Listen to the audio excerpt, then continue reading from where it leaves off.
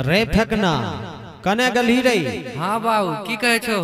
कहे दी हो नयका कपड़ा सब खींचल छौ ने, काल भोरे नहाय धोई के तैयार रही है। से की बात छे हो, आय बारा हमरा पर ध्यान पड़ल या।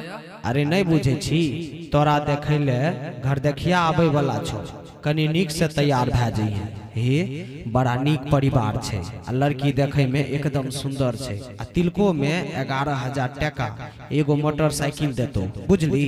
हे हमें ई मोगी तोगी के चक्कर में नहीं पड़वा। बिहार के बाद कहवरे घर से महाभारत चालू भै जाय छे, त जिंदगी भर कुमारे रहबे की? अभी तिलक गिने के खूब मन करे छा, बाद में रारी बैठ खोकी हेता तब बुझियो। हमरा नहीं करना छे शादी वादी, सुन ले।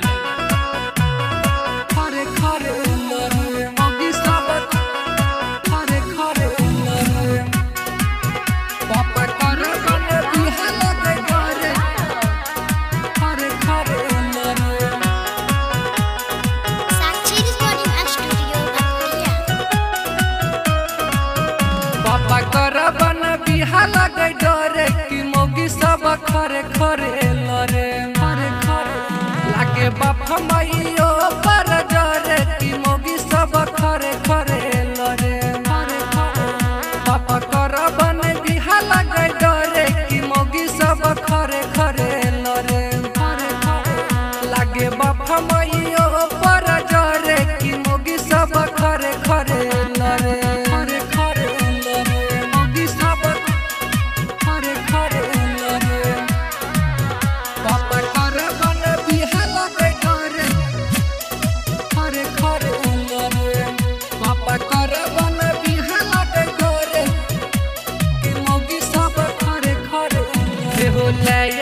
बाबा बनाई दुल्हन हो, दुल्हन हो छोबे महीना बाद देता उल्हन हो, उल्हन हो, उल्हन हो ले भो बाबा बनाई दुल्हन हो, छोबे महीना बाद देता उल्हन हो। माथा के पिटबो बोलता जे खिसबो अपने से चल जाइबो मारे, तमे बेहट सब है जतबो